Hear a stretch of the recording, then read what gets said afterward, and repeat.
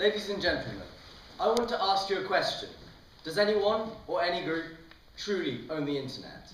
Is there truly a single person who can either control or claim to have authority over the cyber world? Most likely, many of you here are thinking, no. Well, over the past few years, the government of the United States of America has posed a different answer to that claim, believing that they have power over a whole platform and technically a whole new world. Over the past year or so, 2 different pieces of legislation have been put into Congress in the USA and the world in general. A large amount of people either didn't know about them, knew they were there but didn't know what the legislation entailed, or just didn't really care. Yet these would be the people that, if these laws came into power, would feel the repercussions just as much as any other. Jobs would be lost, people who had been famous now lost to the unknown, and messages gone to the abyss. Ladies and gentlemen, I am of course talking about the laws of SOPA and ACTA. These are the antagonists of the realm of the internet, both being awful and would restrict the control of and use of computers significantly. SOPA, or the Stop Online Piracy Act, was a decree that attempted to crack down on any piracy on the internet. Now, this may sound like a good idea to many here in the audience, and I agree. We should always try and stop internet piracy. Yet the problem came in the execution. To give some perspective, SOPA was just about as careful and delicate at trying to get rid of piracy as a dentist trying to remove a tooth with a sledgehammer. The main point of it was that an entire website could be held accountable to the actions of its users. For instance, YouTube, the gigantic video archiving site where you can watch almost anything and everything at any time, would, due to 1 or 2 pirate or piracy encouraging videos, be closed down for good. Many people actually make their living off posting videos on YouTube.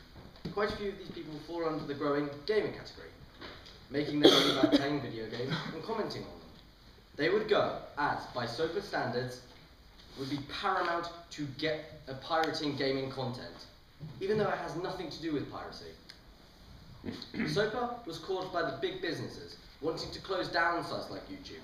They gave free speech about their products and free publicity to the products created by other, smaller companies that 10 years ago would not have been able to get any advertisement anywhere, no matter how good the product was. SOPA would also take its toll on social networking sites, such as Twitter and Facebook, which basically everyone, whether they do know or not, has at least one account for. Because they rely on user posting messages and items onto pages, all it would take was one person to post something which was copyrighted to have SOPA close it down forever. Now, the other piece of legislation, ACTA, or the Anti-Counterfeit Trade Agreement, is even worse. This piece of legislation states that you can pass nothing at all onto another person if it is trademarked in any way. To put this in real life terms, if you went on a cooking course and learnt a recipe for some tasty fried chicken, then you went home and you taught your husband or wife how to cook it, then you are a criminal. If you thought you'd be okay because, well, no one would find out, then you are wrong.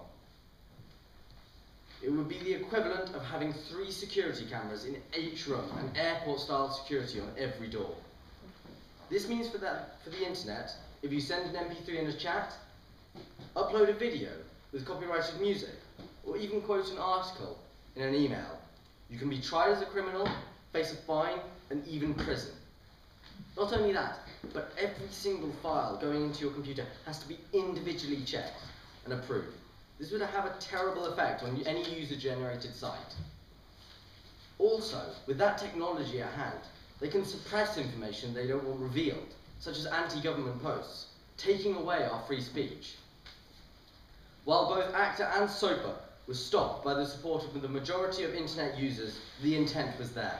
These horrors, these terrors, these blights upon the internet must never come back, for they are the bane of our internet freedom. The supposed country of the free is slowly attempting to take away our rights to the internet, our rights to free speech via the internet, and much more. Ladies and gentlemen, while we are in a proverbial calm, I doubt this will last for long. And when the next SOPA strikes again, we must be ready.